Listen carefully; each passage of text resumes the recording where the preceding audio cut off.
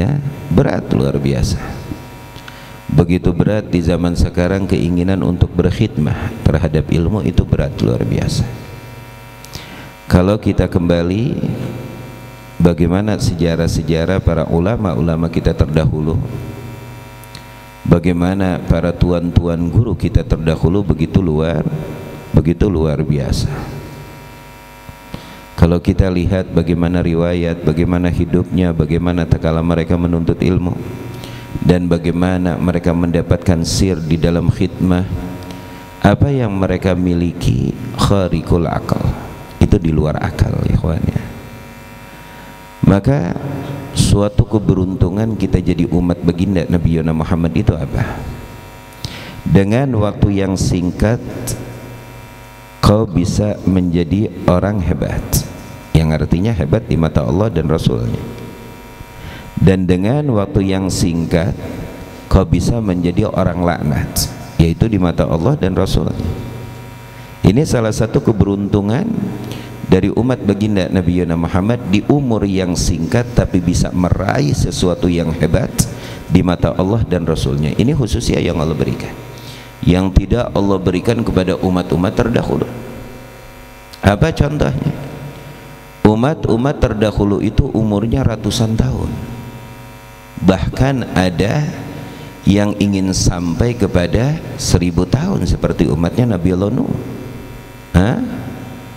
Tapi kalau kita lirik umat baginda Nabi Muhammad ma baina sitin wa sab'in, 60 70 lebih bonus, tapi mayoritas setaknya di umur itu. Tapi anugerah yang Allah berikan liman yafham, bagi mereka yang memahami bahwa menjadi umat Nabi suatu nikmat yang tidak terduga dan luar biasa bagi mereka yang memahami anugerah dan nikmat tersebut, maka mereka akan mengejar, mereka akan meraih keutamaan, kemuliaan yang begitu hebat di umur yang singkat karena anugerah begitu besar yang Allah anugerahkan kepada kita. Contoh, umat baginda Nabi Muhammad ibn Abdillah berumur 70-80, berumur 70-80 umat Nabi ya. Tapi ketika para sahabat baginda Nabi Muhammad melirik cerita bagaimana umat-umat terdahulu yang begitu dahsyat dan panjang umurnya, umatnya ratusan tahun ya umurnya ya, tapi ketika memperhitungkan umat Nabi 60-70 tahun, lalu Allah turunkan apa? Lailatul Qadri khairum min alfi syahr. Coba Anda bayangkan bagaimana Allah memberikan hitungan yang begitu dahsyat, yang dimana hitungan tersebut bukan hanya selipat, 2 lipat, 3 lipat, 4 lipat, lipat-lipat ganda. Karena Allah tidak katakan satu malam Lailatul Qadar untuk umat baginda Nabi Muhammad sallallahu alaihi wa alihi wasallam satu malam,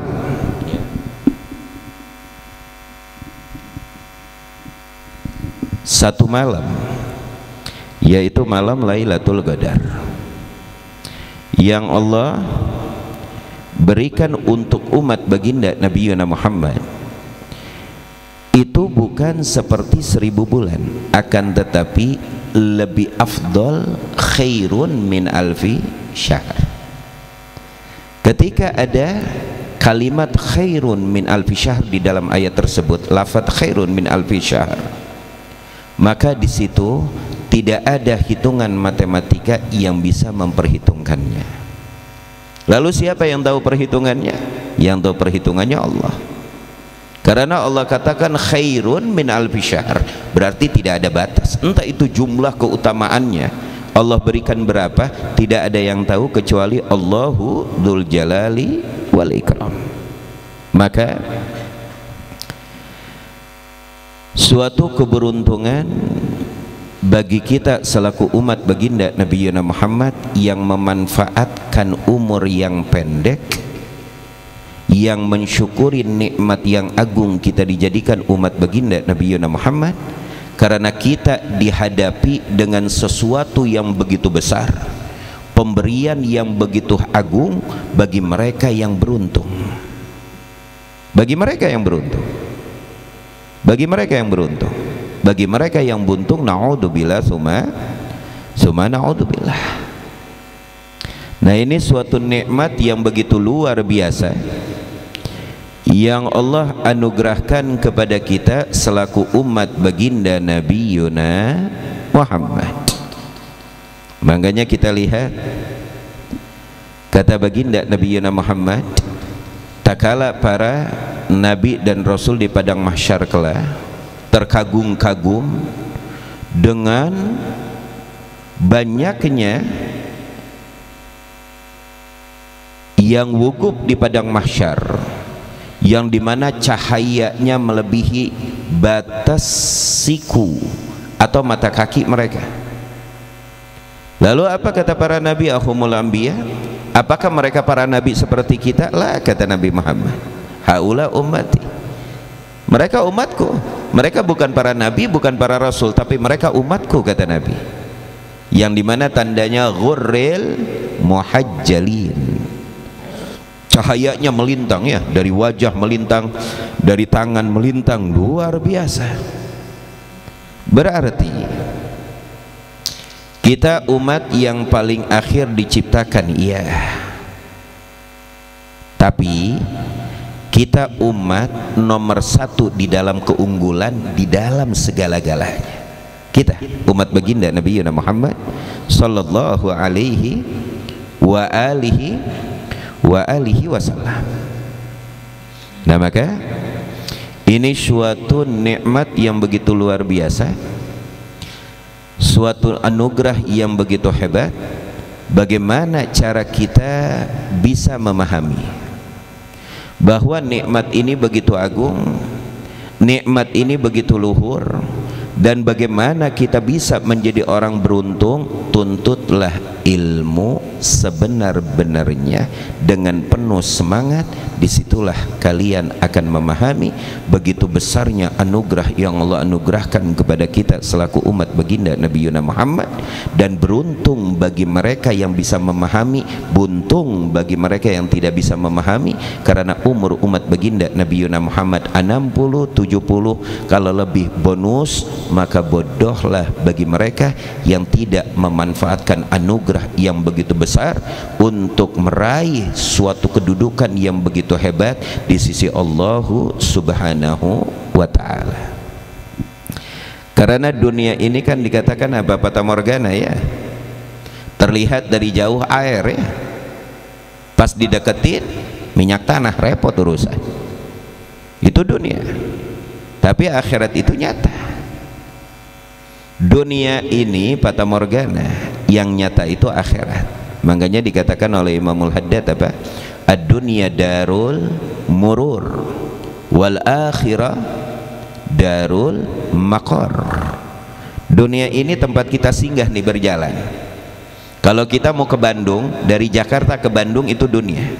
Ketika sampai Bandung, itu tujuan yang dimana kita tuju, itulah akhirat. Makanya ini kita lagi berjalan nih. Kita lagi berjalan terus, berjalan waktu, matahari terus bergulir, ya, bulan terus bergulir, datang pagi dan siang, datang panas dan dingin dengan berbagai macam situasi, keadaan yang berbeda, musibah tiwal datang, anugerah tiwal datang. Itu suatu bentuk ujian untuk apa? Untuk menguji kita sampai mana kepahaman kita di dalam mensyukuri suatu nikmat yang telah Allah anugerahkan kepada kita. Dijadikan kita umat baginda Nabi Muhammad, Allah turunkan wahyu kepada kita. Bagaimana cara kita memahami kenikmatan yang besar yang Allah anugerahkan kepada kita? Makanya kita lihat kam minal awliya, ya, dari umat baginda Nabi Muhammad, kam minas salihin, dari umat baginda Nabi Muhammad, yang terus terlahir zaman demi zaman, waktu demi waktu, hari demi hari. Kam ahlil ma'rifah, kam ahli ubudiyah. Berapa banyak ahli ma'rifah dari mereka, ahli ubudiyah dari mereka, luar biasa. Masya Allah, tabarakallah. Makanya Allahumma ahyini hayatan thayyibah wa amitni husnal khatimah. Itu doanya para salaf-salaf kita terdahulu. Ya Allah, hidupkan kami di alam dunia ini dengan hidup yang indah dan wangi, dan matikan kami dalam keadaan husnul khatimah. Wa adkhilnal jannah, dan masukkan kami ke dalam syurga ma'an nabiyyin wasiddiqin wasyuhada wassolihin wa hasuna ulaika rafiqa. Itu doa mereka. Bagaimana kita bisa membentuk di dalam hidup ini hidup yang indah, hidup yang wangi, menuju apa itu? Menuju husnul khatimah.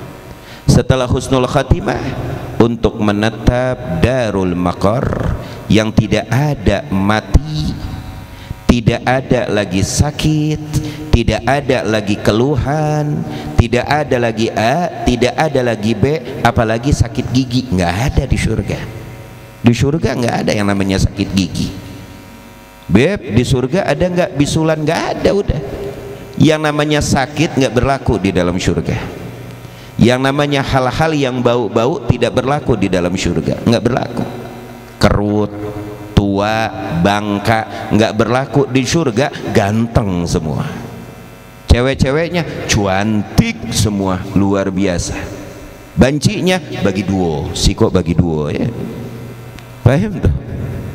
Nah, maka dari itu, jamaah yang dimuliakan oleh Allah, kita ambil sedikit di dalam kitab Al-Hikam. Ada kata-kata yang begitu luar biasa mendidik kita. Lil Imam Ibnu Athaillah Al-Askandariyah, ya. Di dalam kitab Al-Hikam dikatakan, ini suatu kata-kata yang begitu tajam bagi kita yang paham, bagi kita yang paham, yaitu tentang suatu doa dan harapan. Terkadang jiwa kita ini menggebu-gebu. Gue udah minta tapi hasilnya belum ada. Kalau dibalikin, emang lu siapa? Paham tuh? Kalau dibalikin kan seperti itu. Emang lu siapa? Allah siapa? Emang ente mau memerintah Allah? Lalu tugas kita apa? Tugas kita ubudiyah. Terus menghamba, terus memohon, terus merendahkan hati, biarlah hasil Allah yang memberi kepada kita. Makanya di dalam kitab Al-Hikam di sini dikatakan, la tutalib rabbaka bita'akhuri matlabik walakin talib nafsaka bita'akhuri adabik.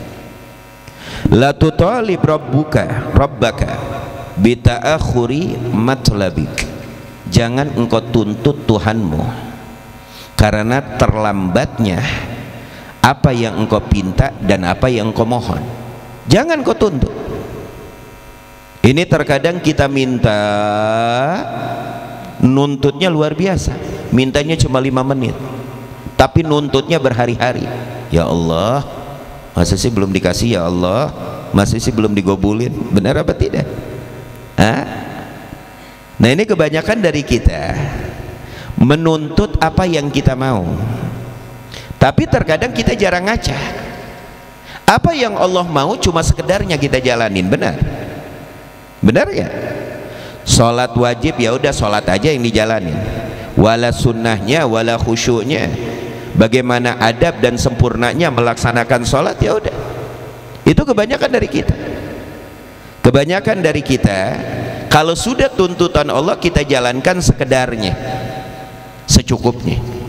Tapi kalau kita udah minta sama Allah, luar biasa, segudang berhadirin. Benar apa tidak? Benar ya? Nah, itu kebanyakan dari kita. Kadang kita nggak ngaca.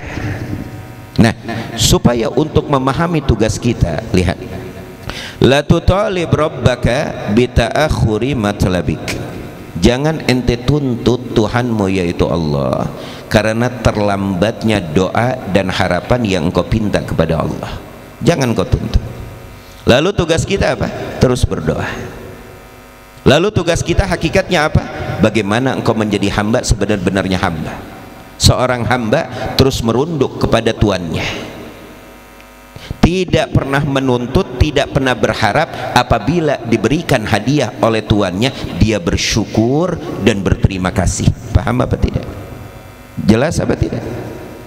Hah? Itu tugasnya seorang budak. Wa ma khalaqtul jinna wal insa illa liya'budun. Tidaklah aku ciptakan manusia dan jin kecuali untuk apa? Untuk menghamba, sebenar-benarnya menghamba kepada Allah.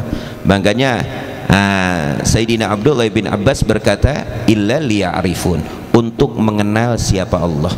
Jadi kita diciptakan supaya kita mengenal siapa Tuhan kita, Allahu Rabbi Jalla Jalaluh.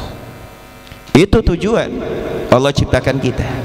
Bagaimana kita bisa mengenal Allah? Makanya di sini adab seorang hamba, la tutalib rabbaka bita'akhuri matlabik. Jangan ente tuntut Allah Tuhanmu karena terlambat untuk memberikan apa yang kau minta, apa yang kau harapkan. La tutalib. Walakin, tuh lihat di dalam Al-Hikam, akan tetapi talib nafsaka bita'akhuri adabik. Lalu sepantasnya bagaimana seorang hamba? Talib nafsak, tuntut dirimu, tuntut jiwamu. Tuntut dengan apa? Bita'akhuri adabik, karena kurang sempurna adabmu kepada Allah. Tugas seorang hamba terus berharap, terus meminta, terus memohon. Tugas seorang tua, apabila dia memberikan, maka patut bagi si hamba tersebut untuk bersyukur. Makanya tidak ada doa yang tidak diijabah oleh Allah. Ud'uni astajib lakum. Mintalah kepada aku, berharaplah kepada aku, maka akan aku ijabah doamu. Dan doa yang kita lantunkan kepada Allah bukan tidak diijabah, tapi apa? Allah lebih tahu kapan Allah mengijabah permohonan kita, karena Allah lebih tahu kapan yang terbaik waktunya untuk kita. Mungkin sekarang kita, ya Allah, minta kaya. Kalau Allah kasih sekarang, mungkin kita bisa jadi Fir'aun, bisa sombong, bisa lupa diri. Yang tadinya sholat bisa nggak sholat, yang tadinya getol baca Al-Quran bisa lalai, terus disibukkan dengan urusan dunia dan dunia. Allah lebih tahu kapan tepatnya doa diijabah oleh Allah. Karena tidak ada doa yang tidak diijabah oleh Allah. Kalau emang tidak diijabah di dunia, berarti Allah titipkan untuk akhirat, karena Allah melihat lebih pantas untuk kita digabulkan kelak di akhirat. Jadi nggak ada doa tuh yang tidak diijabah oleh Allah. Lalu bagi seorang hamba wajib bersyukur tak kala Anda bisa berdoa. Itu nikmat yang besar. Tak kala Anda Allah berikan taufik atau ilham hidayah untuk meminta menadah kepada Allah, itu nikmat yang begitu besar. Kenapa? Berarti Allah memberikan cahaya hidayah untuk memahami kita bahwa kita ini seorang hamba yang butuh kepada siapa? Kepada Tuhannya. Tadahan doa, tak kala Anda meminta, memohon, itu anugerah yang besar. Berarti Allah masih memberikan kepada Anda sesuatu yang mahal yang tidak bisa dibayar dengan dunia dan seisinya. Allahu Akbar. Coba kalau Allah berikan dunia kepada Anda, tapi Allah tidak berikan taufik kepada Anda untuk mewujudkan sifat ubudiyah, kehambaan kita kepada Allah. Apa jadinya?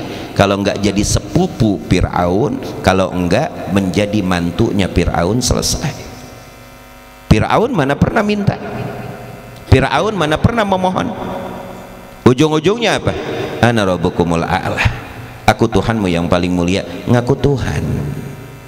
Karena Fir'aun tidak Allah berikan hidayah untuk memahami siapa jati dirinya, bahwa diri kita seorang hamba sahaya yang hina, yang wajib merunduk dalam keadaan apapun.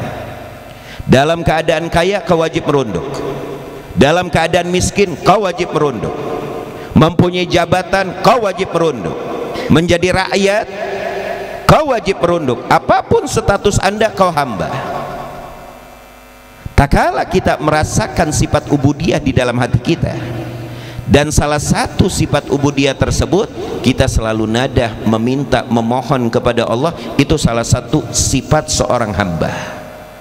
Nah, ketika Allah ilhamkan Anda untuk berdoa, syukur kepada Allah. Itu aja udah nikmat yang begitu besar.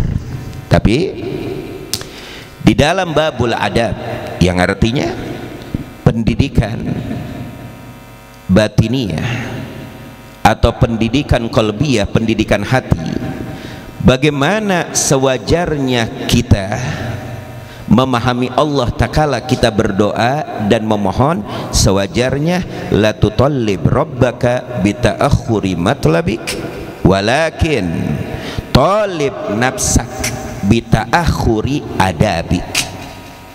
Jangan kau menuntut Allah karena Allah memperlambat permohonan doa harapanmu, tapi tuntut dirimu, tuntut jiwamu, karena engkau terlambat di dalam memahami adab, bagaimana kau beradab kepada Tuhanmu Allahu Dzul Jalali wal Ikram. Itu tugas kita. Tugas kita bukan nuntut kepada Allah atau nanya, ya Allah kenapa Allah nggak gobulin, ya Allah kapan mau gobulin. Udah, jangan tanya. Allah lebih tahu terhadap kita. Kenapa? Karena Allah yang menciptakan kita dari tanah, cairan sperma, sehingga terwujud wujud manusia selaku anak keturunan Adam. Dialah Allah yang lebih tahu. Paham tuh? Jelas apa tidak? Hah? Jelas apa tidak? Jadi tugas kita apa? Terus minta kepada Allah, memohon kepada Allah. Jangan tuntut Allah untuk mengabulkan permohonan kita. Mungkin kalau pakai logika, gimana sih Bib? Mohon, tapi setiap yang kita mohon kan kita mengharapkan hasil. Dengarkan baik-baik. Ini kita pelajaran yang diajarkan bagaimana mendidik hati kita dan jiwa kita. Paham tuh? Bagaimana untuk meningkatkan daya batin kita, perkenalan kita dengan Allahu Subhanahu wa ta'ala. Yang namanya manusia wajib mempunyai peringkat. Jangan ingin setak di situ aja. Benar apa tidak? Sekarang begini, ente masuk sekolah SD, teman-teman ente naik tahun besok. Enggak, ana mau di kelas 1 aja istiqomah. Nah, ini terlalu pinter para hadirin. Memahami istiqomahnya terlalu pinter. Teman ente naik lagi kelas 3, enggak, ana tetap kelas 1 istiqomah luar biasa. Teman ente kelas 6, ya, ente mau enggak naik-naik, kenapa? Istiqomah, ana tetap kelas 1. Besok-besok ente diusir dari sekolahan. Paham? Jelas apa tidak? Jadi hidup itu wajib ada peningkatan. Di dalam kepahaman batin kita juga wajib ada peningkatan. Bagaimana cara kita tahap demi tahap mengenal siapa Allahu Subhanahu wa ta'ala, tahap demi tahap. Karena ahlul ma'rifah menyaksikan di dalam segala hal Allah Subhanahu wa ta'ala. Makanya lihat mereka yang dikatakan apa? Inna awliya Allah la khaufun alaihim wa lahum yahzanun. Para aulia Allah udah nggak punya sifat takut di alam dunia, udah nggak ada sifat sedih bagi mereka, nggak ada. Datang tidak datangnya tidak akan mengurangi keyakinan, kegembiraan hatinya para aulia Allah. Nikmat atau musibah tidak akan mengurangi keyakinan dan mengenal dirinya kepada Allah Subhanahu wa ta'ala, karena jiwa mereka sudah melihat Allah di dalam segala-galanya. Paham tak? Makanya Allah puji, inna awliya Allah la khafun alaihim walahum yahzanun. Makanya lihat hidupnya para aulia Allah, nikmat, tenang, senang, sakinah, mawaddah, warahmah, berjalan menjalani hidup dengan penuh kepahaman kepada Allah Subhanahu wa ta'ala. Maka langkah mereka langkah yang dipenuhi dengan berkah, dan langkah mereka langkah yang dimana mereka mempunyai sifat pasrah kepada Allah yang dicampur dengan keyakinan yang hebat kepada Allah Subhanahu wa ta'ala. Nah, maka dari itu hadirin jamaah yang dimuliakan oleh Allah, hidup ada dua hal yang perlu kita rapikan. Jangan hanya sekedar engkau merapikan wajahmu, merapikan pakaianmu, mendandani kulitmu, lalu kau lupa sayap yang kedua, yaitu membersihkan batinmu, mendandani batinmu, dan menghiasi batinmu. Barang siapa yang hidup hanya sekedar apa yang dilihat dengan mata kepalanya, maka dia tidak akan menjadi orang kaya kelak di padang mahsyar. Tapi bagi mereka yang hidup memahami lahir dan juga batin, mereka lah orang-orang yang senang, orang-orang yang kaya di hadapan Allah Subhanahu wa ta'ala. Allah firmankan, yauma la yanfa'u malun wala banun illa man atallaha biqalbin salim. Di hari yang dimana hartamu tidak akan manfaat, anak-anakmu tidak akan manfaat, amal-amalmu tidak akan manfaat, apapun yang kita lakukan tidak akan ada manfaat, kecuali mereka yang menghadap kepada Allah dengan hati yang salim, hati yang bersih. Karena amal kalau tidak dilandaskan ikhlas, maka amal tersebut nol. Benar apa tidak? Sedangkan sifat ikhlas di mata apa di hati? Di mata apa di hati? Di hati. Banyak orang yang terlihat matanya kedip-kedip, awas hati-hati, terkadang hatinya pisau. Banyak orang yang mulutnya tersenyum manis kepada kita ya, padahal hatinya gergaji ya, ingin melukai kita, awas hati-hati. Tapi kalau orang sudah mempunyai qalbun salim, hati yang salim, hati yang bersih, itulah manusia-manusia yang tidak boleh kau jauhi.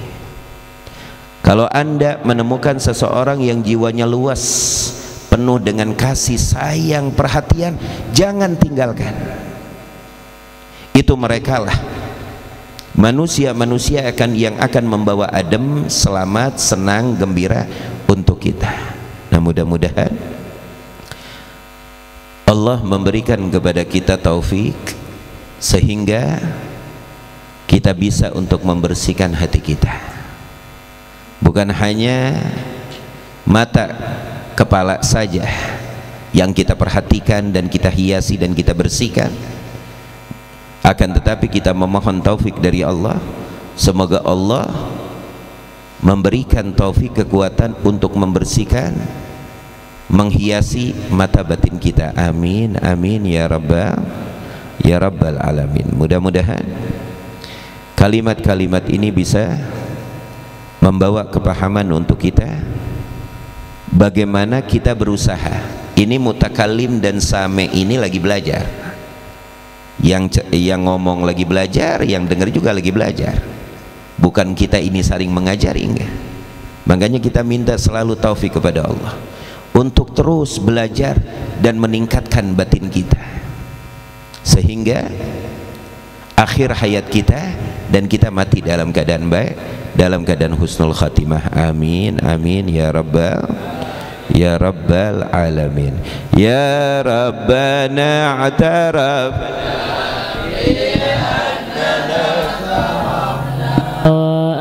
أننا أسرفنا على لظى أسرفنا فتوب علينا توبة تغسل كل هوبة واستر لنا العورات وآمن الروعات.